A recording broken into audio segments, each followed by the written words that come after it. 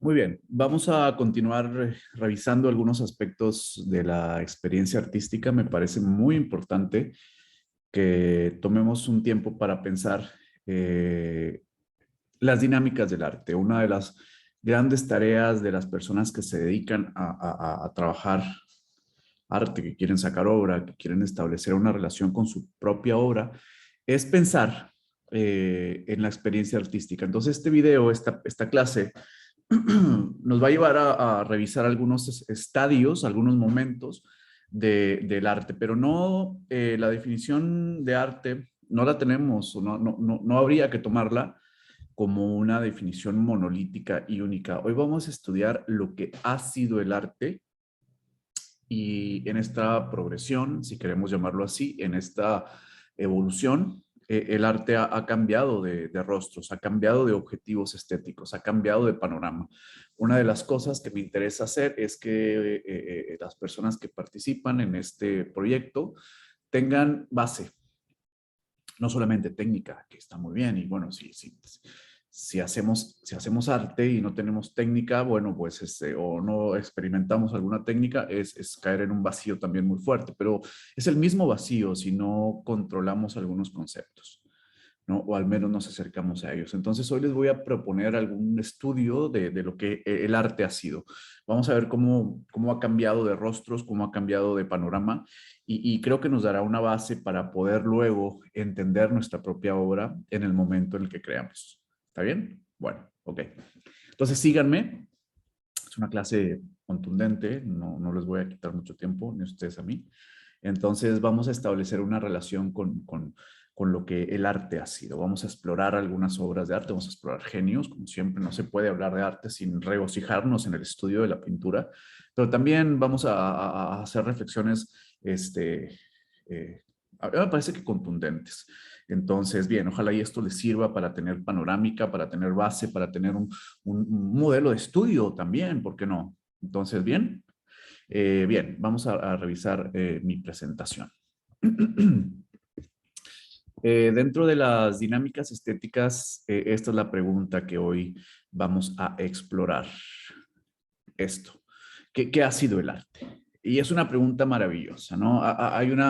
Hay una relación no solo con lo que el arte nos aporta, con lo que el arte es ahora, sino pues cuál es la línea conductora que nos lleva hasta el estado actual de las artes, que bueno, lo exploraremos más profundamente en otro video. Primero vamos a ver qué ha sido el arte, cuál es la plataforma de nuestra civilización que nos lleva a estudiar las artes y cuáles han sido sus partes componentes. Bueno, en primer lugar, una de las cosas más interesantes que tiene el arte es que siempre tiene un elemento de transgresión. El arte es como una parte que transgrede la realidad, que la cuestiona. A veces la glorifica, a veces la consolida, a veces traiciona la realidad. Ahorita vamos a ver dónde están ubicadas estas palabras, pero siempre hay una transgresión. Es decir, la realidad a veces es un puntal, como por ejemplo en el barroco, hay un sitio en donde, desde donde el arte parte y empieza el arte a generar su propuesta hacia aún más allá. Entonces se transgrede la realidad. Incluso en el arte contemporáneo hay una transgresión de la verdad, por ejemplo. Entonces el componente principal o uno de los componentes principales del arte es este principio de transgresión, este no estar a gusto, este ser melancólico, este cuestionar la realidad, este abrir la realidad. Piensen en lo que hace Bosco, piensen en lo que hace Greco. Entonces, la realidad no solamente como que se absorbe y se glorifica, la realidad está ahí para que el artista ejerza una transgresión, una violación, una penetración, un rompimiento con tal. ¿No? Incluso el fotógrafo también está lanzando su versión propia de la realidad, aunque parecería la fotografía documental mucho más pegada a un principio de realidad. Claro que también la mirada del fotógrafo está influyendo, ¿no? Toma unas cosas y no toma otras, y al tomar unas cosas y no tomar otras, ya hace una selección y esa selección es una transgresión. No es qué decir de los pintores del siglo XIX, los simbolistas, por ejemplo, que hacían un rompimiento y un desgarre tan profundo de la realidad que la realidad no quedaba en pie. Entonces vamos a ver este juego de péndulos en donde el arte de distintas maneras ejerce una transgresión sobre la realidad. Muy bien. Vamos a ir muy atrás. ¿Qué ha sido el arte, por ejemplo, para los griegos? Para los griegos era algo muy importante el arte. Había cosas más importantes que el arte, pero el arte les proporcionaba una experiencia muy extraña, que era la experiencia del conocimiento. Sí, el conocimiento en la antigua Grecia tenía una función que era quebrantar la voluntad del cuerpo. Entonces, cada vez que nos acercamos a los objetivos estéticos de la mitología griega, a a sus héroes trágicos, a Edipo, a Ulises, a Teseo, a Ajax, a Electra, todos ellos tienen una relación y tienen una misión como encontrar la experiencia auténtica y enraizada en la conquista del conocimiento. Entonces va a haber un momento en que es tan potente este encuentro con el conocimiento que va a romper su voluntad. Va a romper su voluntad, va a romper la voluntad de su cuerpo. Entonces, el conocimiento trasciende los deseos del cuerpo en la mitología griega y es muy potente. Entonces, aquí está el elemento transgresor. ¿No? Por ejemplo, es Edipo, y Edipo obviamente encuentra un conocimiento que lo arrasa, ¿no?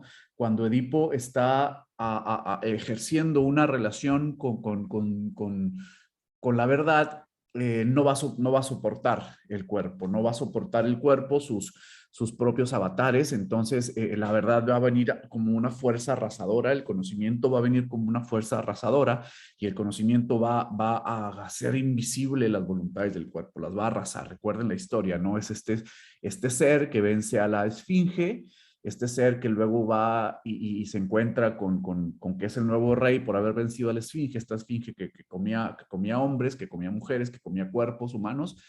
Edipo vence a la esfinge en un duelo, en un duelo dialéctico. La esfinge hace una pregunta, nadie la puede contestar, llega Edipo, él cree que sabe algo, vence a la esfinge y es nombrado rey. Pero como Edipo es un ser errante, es un ser que parece no tener una casa fija, llega Edipo y al final de cuentas, como es el rey, tiene que dormir con la reina, pero hay una historia atrás de esto. La reina es en realidad su madre. Cuando él se da cuenta de eso, que ha dormido con su madre, que también en un duelo ha matado a su padre, entonces el conocimiento es tan arrasador, tan potente, que es insoportable. Entonces el arte nos lleva a esa conclusión. Va a haber algo muy potente enfrente de ti que te puede arrasar.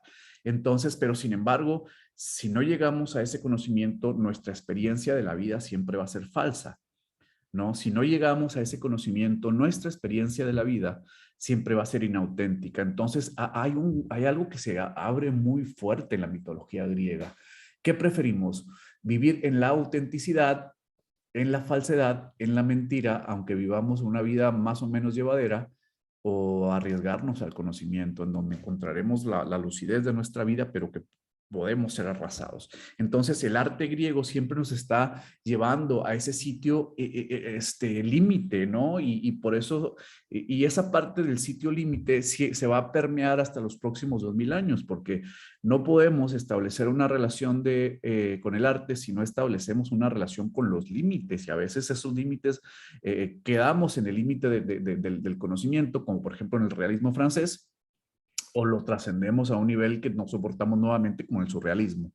Entonces, en la cultura griega, en la mitología griega clásica, en los poemas trágicos, y en los poemas épicos, pues siempre hay una relación con el conocimiento, y ese conocimiento puede vulnerar nuestro cuerpo y arrasarnos. Entonces, eso es lo que ocurre. Este es Edipo en un cuadro simbolista con la esfinge, y es el hombre que al final de cuentas cree que sabe porque ha estudiado, pero cuando la realidad se revela en toda su potencia, que es el verdadero conocimiento, no lo va a soportar. Entonces, en resumen, el arte en Grecia es un escalón al conocimiento, pero no lo vean, por favor, como se podría ver muy idealmente, ¿no? Ahora que sé, soy rico. Ahora que sé, puedo operar en la realidad. El conocimiento en Grecia también opera como una maldición. Tengan cuidado. No es el conocimiento que te da la universidad como para que puedas operar en la vida y ahora que sabes, pues puedes manejar una máquina, puedes manejar una empresa, entonces tu vida se supone que tiene que tener un subidón en el nivel de vida y el conocimiento pues te da ciertas herramientas. No, no, no. Aquí en Grecia es otro rollo. Aquí el conocimiento es algo muy pesado, casi insoportable, que solamente espíritus muy poéticos pueden cargar en sus espaldas, no solamente espíritus muy, muy altamente poéticos puede jugar con el conocimiento. Solamente espíritus que están preparados para no doblarse ante esta carga de verdad que tiene la realidad en sí misma, pues claro que pueden establecer una relación con la potencia del conocimiento, pero se va a quebrar la voluntad del cuerpo. Entonces el arte siempre nos lleva a sitios muy, muy complejos, ¿no? Vamos a ver qué más tenemos. Vamos a ver ahora los cristianos. Muy bien. En el cristianismo, el arte es el sitio donde se hace visible la verdad del amor de Dios. ¿Sí? Entonces, aquí ya es un cambio de atmósfera, aquí el conocimiento es un salto hacia lo verdadero, es decir, que hay dos mundos en donde podemos establecer nuestras relaciones, el mundo donde vivimos, el mundo donde estamos aquí y tal, que es un mundo muy destructivo, que es un mundo donde está la enfermedad, la muerte, la peste, lo terrible, pero hay una experiencia que nos saca de esto y es la experiencia de la belleza. Entonces, en el mundo cristiano, que es un poco de lo más cercano que tenemos, la muerte, lo terrible, lo feo es vencido por lo bello. Entonces hay una dialéctica y una dicotomía que van enfrentándose entre sí. La belleza nos lleva a la verdad, a lo bueno y a lo verdadero. Entonces, no es deseo de destrucción, sino acercamiento a la plenitud, lo que vemos en el arte cristiano, ¿no? En el arte, pues, de los barrocos hacia adelante, ¿no? Hay un sitio en donde se revela la verdad. Entonces, acercarse a una obra de arte es acercarse al sitio de la verdad. Para esto tenemos que trascender la realidad misma. Entonces, cada vez que vemos una obra de arte del barroco, digamos al siglo XVIII, hay una fuerza muy potente que es el amor a la belleza. ¿No? Este amor a la belleza que es la experiencia que nos saca de lo terrible, ¿no? Sin embargo, aquí hay que notar algo muy, muy interesante. El arte cristiano, el arte que viene de este sitio es muy lúcido porque no puede prescindir de lo terrible. Es decir, lo terrible hace como una presión para que surja y se comprometa y comprometernos con la belleza de lo verdadero. ¿No? Entonces el arte es como un talismán que te lleva a otra realidad, a la realidad del amor de Dios, a la realidad de cómo se vence este mundo. Entonces, la muerte tiene una función muy poderosa, el dolor tiene una función muy poderosa que es hacer visible la plenitud. Entonces, por ejemplo, este San Francisco de Zurbarán, que es uno de los pintores más preciosos, mejor dotados a manera de expresión en la época del barroco, hace una relación muy potente. La calavera aquí al revés que tiene, pues este es abrazar la vida, pero no es todo lo que existe. A través de esta luz que viene de un sitio de arriba a la derecha, si nos ponemos en el cuadrante de la obra, esta luz es lo que nos saca, esta luz es lo que entra en relación con lo terrible y hacen un romance, sin embargo, prevalece la luz. Sin embargo, no es pura luz. Tenemos que aprender a integrar lo terrible, ¿no? Así como los griegos también hacían uso de eso terrible, los cristianos hacen uso de lo terrible de manera distinta. Tenemos, por ejemplo, este Greco, ¿no? El entierro del duque de Organza. Aquí está muy, muy, muy claro, ¿no? Hay una relación muy poderosa, una síntesis y también una tensión entre la muerte de este personaje, si siguen mi cursor, que es el grupo que ha muerto muy dignamente, que es un hombre muy notable en Toledo, y el Greco hace una relación entre el aquí, el aquí y el ahora y el más allá, ¿no? En donde el aquí y el ahora pues tiene esta carga de dolor, de pesadez, y vean los ropajes del duque son pesados, su cabeza tiende hacia la izquierda, pues, tiende hacia abajo y a la izquierda, pero luego arriba y a la derecha está este mundo de plenitud. Entonces, claro, existe la muerte, pero también existe el sitio de la ligereza. Claro, existe lo terrible, pero también existe la luz del Salvador. Y entonces por acá está el Duque de Orgaz y lo reciben dos personajes muy particulares, ¿no? Que son San Agustín y San Esteban. ¿No? San Agustín, que es el que ha vencido las pasiones del cuerpo, y Esteban es el que se ha mantenido fiel, ¿no? Son dos figuras de la iglesia muy, muy contrastadas, ¿no? San Esteban es que nació o que fue lapidado por su amor a Dios y porque era un hombre muy virtuoso. Y San Agustín es el que decía, bueno, hazme santo, pero no ahora, para que vean que también conozco el otro lado de la vida. Entonces aquí es quien lo recibe, ¿no? Estos dos personajes contrastados, pero más allá de eso, el Greco lanza toda una teoría del arte al decir que la muerte por sí misma no tiene un sentido y que la belleza por sí misma tampoco tiene un sentido, sino que se necesitan. Entonces aquí ven un poco las ideas que vertimos en México, Crisis y Elevación, en donde ambas ideas no se contraponen, sino que se necesitan. No puede haber crisis sin elevación y no puede haber elevación sin crisis, un poco como para parafrasear con las ideas de nuestra exposición. Entonces aquí está perfectamente construida una teoría del arte a un nivel máximo de expresión, como lo hace el Greco, que estira las figuras. Ese es otro tema, pero las figuras se estiran porque están absorbidas como por la aspiradora de Dios. Entonces es uno de los primeros expresionistas, el Greco, ¿no? Su figura será reconocida hasta el siglo XX. Una vez pasados los expresionistas y personajes como Chagall apreciaban muchísimo al Greco, y si Chagall apreciaba al Greco, pues yo le creo, ¿no? Entonces, aquí está la idea, ¿no? El mundo, la muerte que no es pura destrucción, la belleza que no es pura elevación, están mancomunadas, son un romance. No puede prescindir el arte de estas tensiones de lo terrible, no se puede, no puede haber, si usted quiere que suponga que su obra sea blanda, pues no utilice las potencias que le da lo terrible, ¿no? Déjelas pasar, deja que su obra sea puro confort, puro refugio, pura tranquilidad, pura belleza hueca, ¿no? Que es ya muy parecida a la publicidad. Si usted quiere que su obra sea así, por ahí sígale, pero si usted quiere que su obra se solidifique, haga caso de los grandes maestros que utilizaban de manera magistral el dolor y lo terrible, y luego proporcionaban un trampolín para que la belleza entonces sí se expresara en toda su potencia, ¿no? Y esto es lo que hacía el arte cristiano. Vamos a ver qué más tenemos. Muy bien. Entonces, una de las cosas que tenemos que hacer visibles, que hasta el siglo XIX, es que el arte es donde se hace visible el espíritu de la especie, ¿no? Entonces, como el arte siempre ha sido, hasta el siglo XIX, una contemplación de lo terrible, pero esa contemplación de lo terrible es utilizada para hacer visible la relación que tenemos con el cosmos, ¿no? Que es una relación de vida, muerte, odio y esperanza. Es una sofisticación de las ideas más potentes del imaginario humano. Entonces, ¿qué es esto, no? Que el arte en Occidente ha sido donde la mirada se encuentra con el mundo.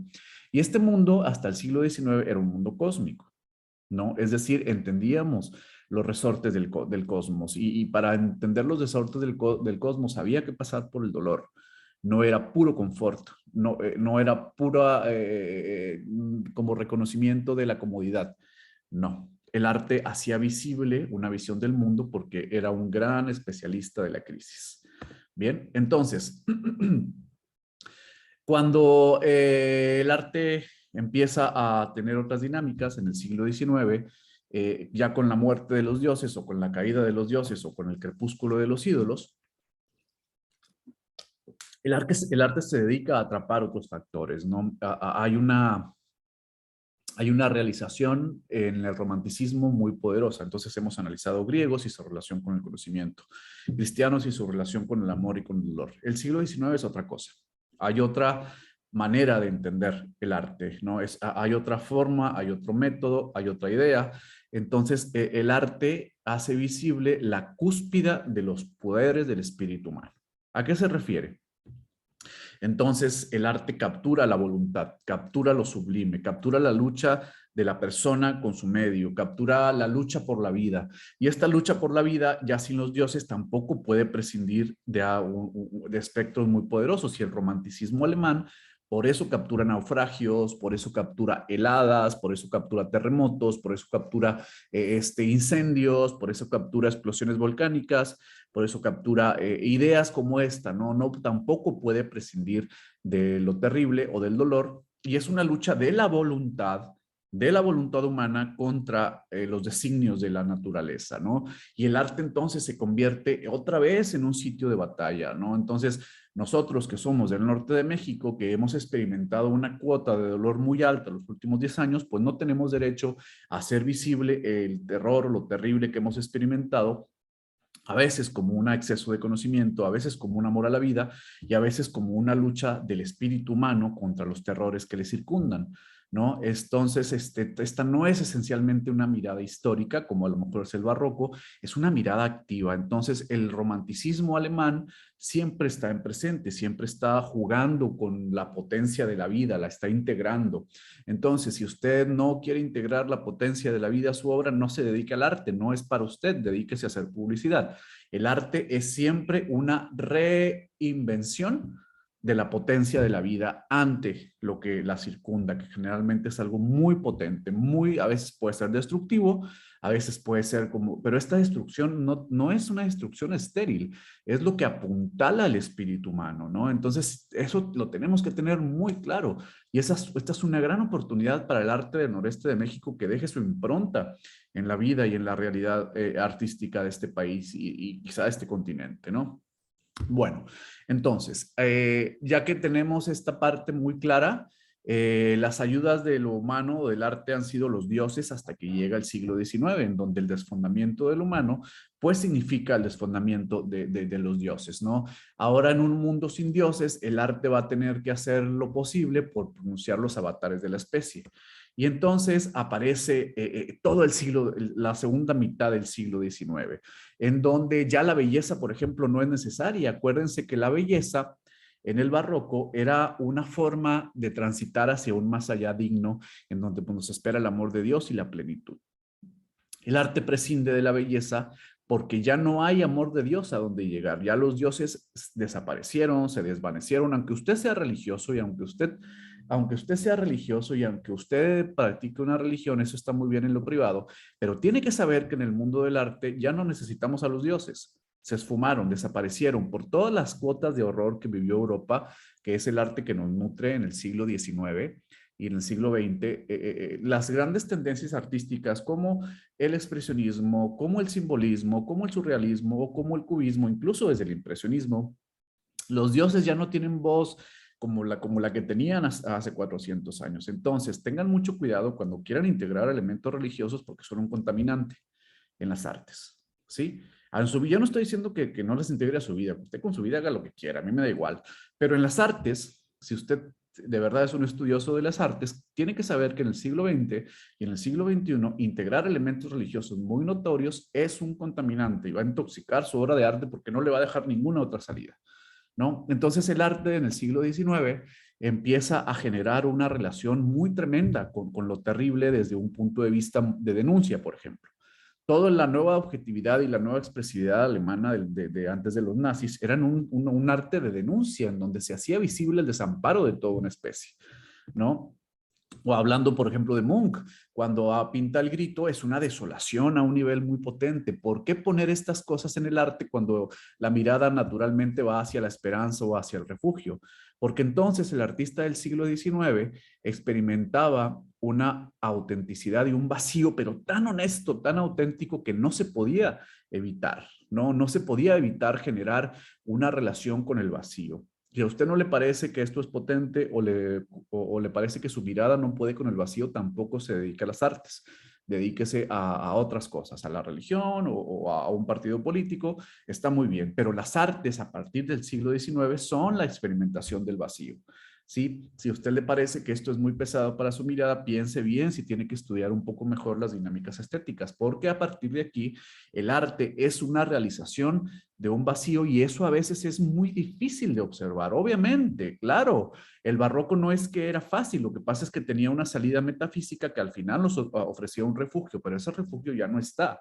Es más, ese refugio fue muy traicionero con la humanidad, porque primero le daba pocas herramientas estéticas, ¿no? Había dos o tres ideas y se consolidaban. El siglo XIX es conocido por ser uno de los siglos más auténticos en la historia de la estética, ¿no? Y lo que está haciendo visible el arte en esta época es la consolidación del vacío, y eso es muy poderoso. Muy bien, ¿quién más ha tocado esto que no tenga que ver con la línea pictórica? Bueno, pues los grandes autores del siglo XX, ¿no? ¿Cuál es la dinámica estética del siglo XX? Bueno, lo que vio Kafka, ¿no? Estar atrapados en un absurdo en donde no hay un sinsentido que nos condiciona la existencia y además nos devasta.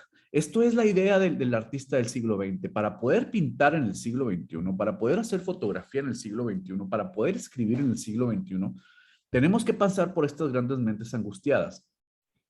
Kafka, ante la caída de los dioses y ante la caída de la realidad política, se da cuenta que vivimos en un absurdo que condiciona nuestra existencia.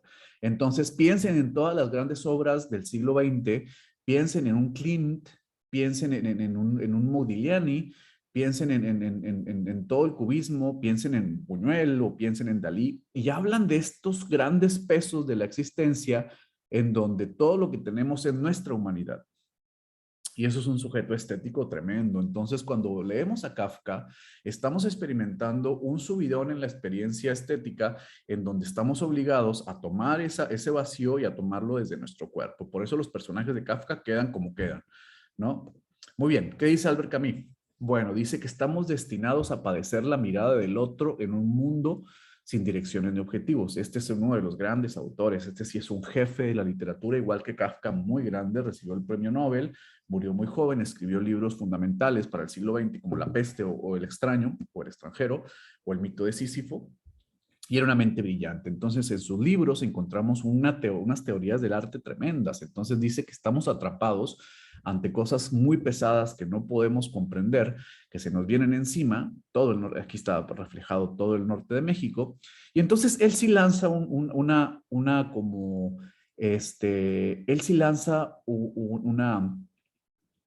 un intento de respuesta ante tanta presión social. Dice que lo único que nos puede mantener en medio de esta zozobra son las microfraternidades, las pequeñas amistades que hacemos en el epicentro de la crisis. Esto es lo que plantea Albert Camus de la crisis, ¿no? La crisis, claro, está ahí, está activa, y lo que vamos generando en medio de la crisis es una microfraternidad, una microamistad, una conexión micro que tenemos con el que está al lado, porque al final de cuentas el que está al lado es con el que conversamos, el que conoce nuestras narrativas, porque más allá de las micronarrativas y de la crisis, que la micronarrativa es en lo molecular, la crisis es en lo molar. Luego están las miradas de los demás que siempre nos van a malinterpretar, siempre, siempre, siempre, siempre. Entonces, estamos crucificados al instante por la mirada del otro que nunca nos va a comprender, estamos acosados por la crisis y todo lo que tenemos es el que está al lado. Y en esa microfraternidad, la vida podría regenerarse, ¿no? Es muy interesante la narrativa de Camus. Bueno, el arte un poco más cercano al siglo XX habla de algo muy interesante, que es la libertad interior como prueba de fuerza, esta libertad interior. Entonces, todos estos movimientos que ya van dejando atrás al simbolismo o al expresionismo, sí hablan de la fuerza interior del artista como una prueba de fuerza. Es decir, pero fíjense, una prueba de fuerza ¿contra qué? Contra la presión de la civilización sobre la mente, sobre el cuerpo, ¿no? Entonces, esta fuerza interior es lo que el arte empieza a reflejar y empieza el arte pues, a movilizar sus elementos. Ya ven que aquí prescindimos de los dioses, revisamos la figura humana, la distorsionamos, nos entregamos todavía un poco más a la fuerza del enigma. Entonces, esto es una prueba de fuerza interior sobre cuando hay mucha presión en el exterior, y esa es una de las características del arte. Entonces, ¿qué estamos hablando que ocurrió en el siglo XX y XXI? Bueno, que el mundo está sucumbiendo, ¿no? Que hay un acoso de parte del poder hacia el individuo, que la voluntad de los dioses ha ido mermando y nos ha desarrollado un desamparo. Y entonces, en algunos puntos de la experiencia humana, hay un deseo de belleza y libertad, pero esta belleza y libertad no nos viene desde arriba, nos viene desde abajo. Entonces, una de las formas que se puede plantear el artista para revisar su obra y darle potencia es rastrear estos elementos de belleza y libertad que surgen desde abajo, desde lo cenagoso, desde el migrante que sufre, desde la mujer que busca cuerpos en Sonora, desde el pequeño drama familiar, desde el gran drama nacional. Entonces, si vamos a buscar esta belleza o esta libertad, tiene que ser la que está enterrada en el lodo. Ya no hay un sitio de confort a donde llegar. Ya no hay algo desde arriba que nos vaya a dar belleza acá abajo. Ya la belleza la tenemos que buscar entre el lodo, entre lo terrible. Ahí está, si vamos a buscar lo que estas pequeñas cuotas de sabiduría están enterradas en el lodo. Muy bien, entonces, el arte empieza a reflexionar muy profundamente sobre esta cultura y bueno,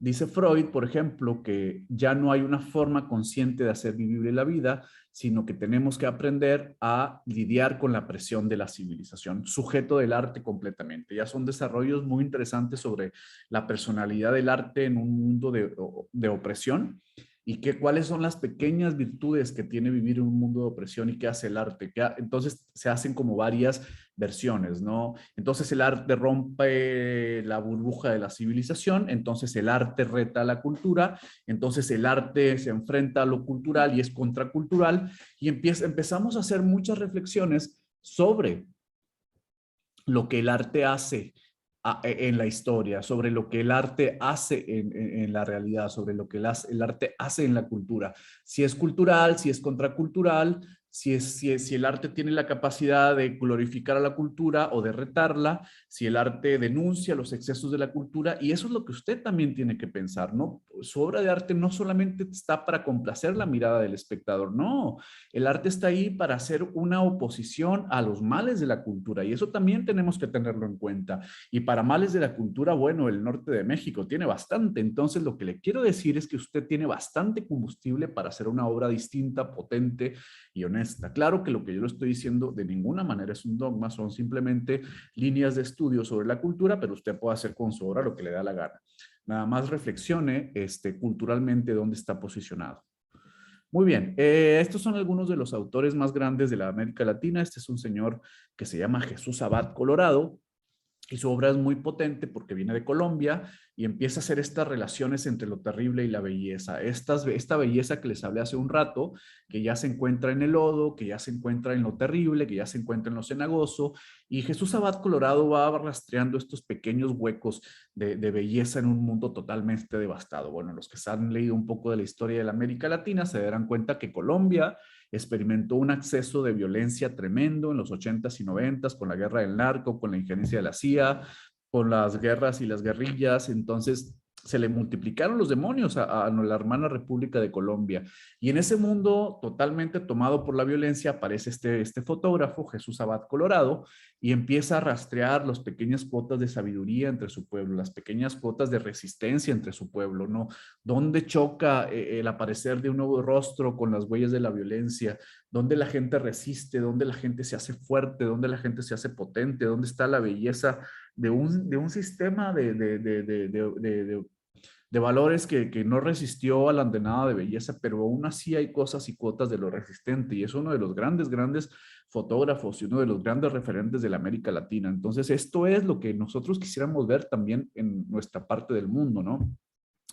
Y esto es un ejemplo de lo que podríamos hacer nosotros si nos atreviéramos a ser dignos de nuestros propios dolores, ¿no? Este es, por ejemplo, Gervasio Sánchez, también un fotógrafo de guerra español que era especialista en los Balcanes.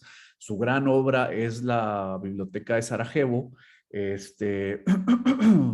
que se estableció pues, como un sitio de la muerte de la civilización. Ahí cayeron bombas, destruyeron todos los libros y él entra a la biblioteca de Sarajevo cuando está completamente destruida y pues toma este haz de luz y empieza él a generar una obra muy interesante. Él dice, bueno, yo voy a las zonas de guerra, pero no voy a retratar a los muertos, voy a retratar a los vivos, a los sobrevivientes, a los que resistieron esta andanada de violencia. Fíjense cómo aquí están mezcladas muchas cosas que hemos visto en esta clase breve.